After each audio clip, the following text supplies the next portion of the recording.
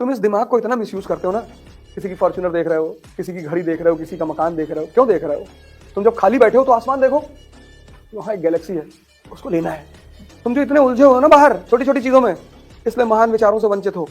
Newton बैठा ही तो है लॉन में, बहुत लोगों के सामने सेब गिरा होगा, वो उठा के खा लिए होंगे। ऐसा थोड़ी कि उसी के सामने सेब गिरा, बहुत लोगों के सामने गिरा होगा। उसने सोचा नीचे ही क्यों गिरा, लॉ ऑफ ग्रेविटेशन पैदा हो गया। अंग्रेज वहां से आते थे तो बहुत कुछ लाते थे, स्त्रियां लाते थे, और इस देश में सबको गोरी लड़की चाहिए। 2002 में यूएस के 2 सिटीजन बनारस घूमने गए, वहां से गायब हो गए वो। और अमेरिका के सिटीजन गायब हो जाए तो हाहाकार मच गया। इंडियन गवर्नमेंट ने तुरंत स्टेट गवर्नमेंट को खबर किया कि कहां है, जिंदा चाहिए 24 घंटे के अंदर, मर गए तो जिंदा कराओ। चारों तरफ छापेमारी होने लगी।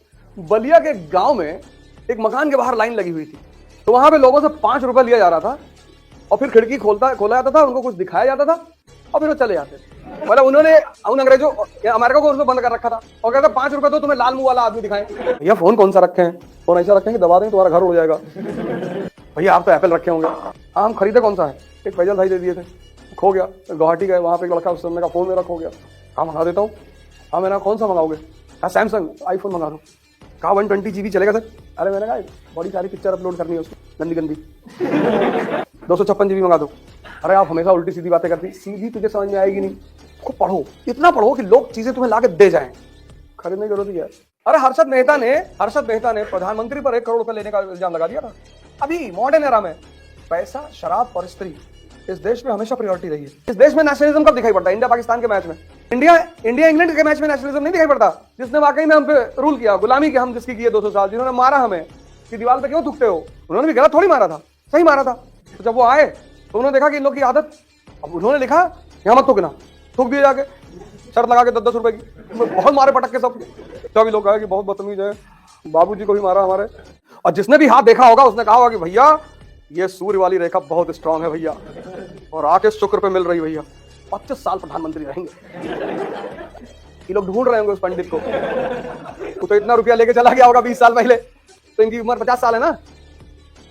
और बताया होगा कि तीन लड़कियां हैं, 3 बच्चे हैं, 2 बेटा 1 बेटी, शादी ही नहीं हुई, इसलिए मंदिर जा रहे हैं। हो सकता है राहुल गांधी इतने बड़े घर में पैदा हुए, इतने बड़े घर में, पूरी पार्टी, पूरा परिवार सब परेशान है किसी तरह इनको प्रधानमंत्री बना दे। नहीं, तुमको अगर लगता है कि पैसे के बल पर सब कुछ पाया जा सकता है, तुमको गलत लगता है, तुमको गलत पढ़ाया गया है। देखो लाखों लोग बैठे हुए कि बस एक बार बाबा जो है, उनको राहुल बाबा कहा जाता है प्यार से।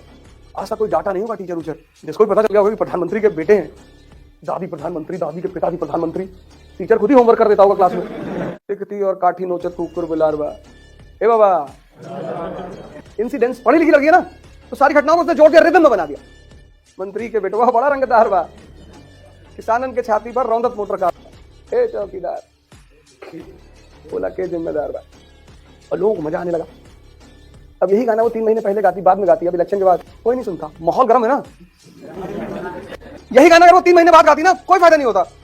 अपने समय को समझना, समय को, हर आदमी की बात पर इतना वो मत किया करो। तो हमसे बहुत लोग मिलते हैं कि हाँ पापा चाचा हमारे विधायक हैं, हम राष्ट्रपति हैं अमेरिका के। अरे मजाक कर रहे हैं, तो तुम ही काहे इतना सीरियस हो रहे हो? और ये सब मत बताया करो, हमसे जो काम है ले लो और हमको पैसे दे दो और निकलो यहाँ से। राय तो मत फैलाओ जिंदगी में, सीधी बात, नो बकवास, काम बताओ और निकलो।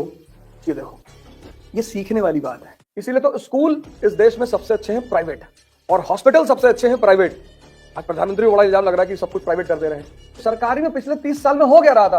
कौन जा रहा है सरकारी में जिसके पास पैसा नहीं है? तुम जाओ सरकारी हॉस्पिटल में फीडबैक लगवाने, और तुम्हारा हाथ कट गया लोहे से, और तुम सरकारी हॉस्पिटल चले गए, तो बंदे को हॉस्पिटल में इंजेक्शन लगाना है, वो मोबाइल में बात कर रहा है, और बात करते करते इंजेक्शन डाल दिया, और पता लगा बगल वाले को डाल दिया, तो पकड़ के चिल्ला भी रहा तुम्हारे ऊपर, कायदे से नहीं करा पा रहे हो। फ्री है लेकिन जान जा सकती है।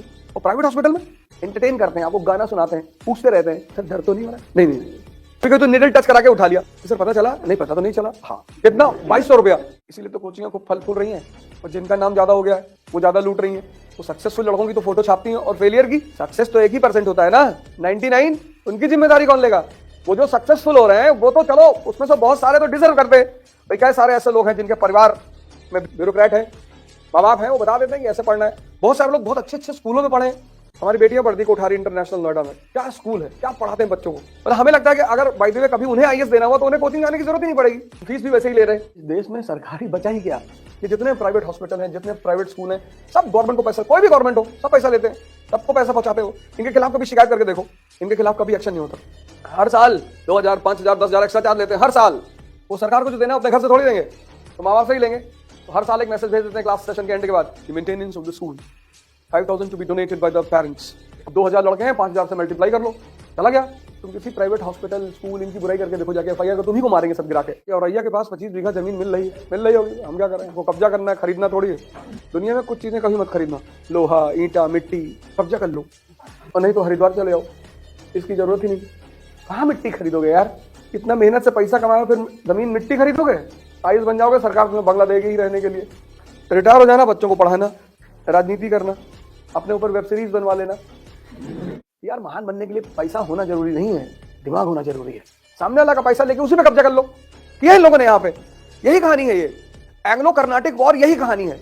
हिंदुस्तानियों का पैसा, हिंदुस्तानियों की सेना, सब कुछ हिंदुस्तानियों का, और कब्जा किया ईस्ट इंडिया कंपनी ने। एक्चुअली इस देश के 70% लोगों को लगता है कि उनके पास दिमाग बहुत है, और है कुछ नहीं। तो तुम लोगों से यहाँ बात करो तो उनकी बातों में तुम्हें वो बात दिखाई पड़ेगी, सब समझे थे। हाँ नहीं, बस समझे थे। अकबर ने मनसबदारी लागू की, क्यों? पहले या तो क्या ही नहीं पता, मनसबदारी क्या ये भी नहीं पता, क्योंकि रट लिया है, और रट लिया है तो रटी हुई चीज हमेशा याद नहीं रहेगी।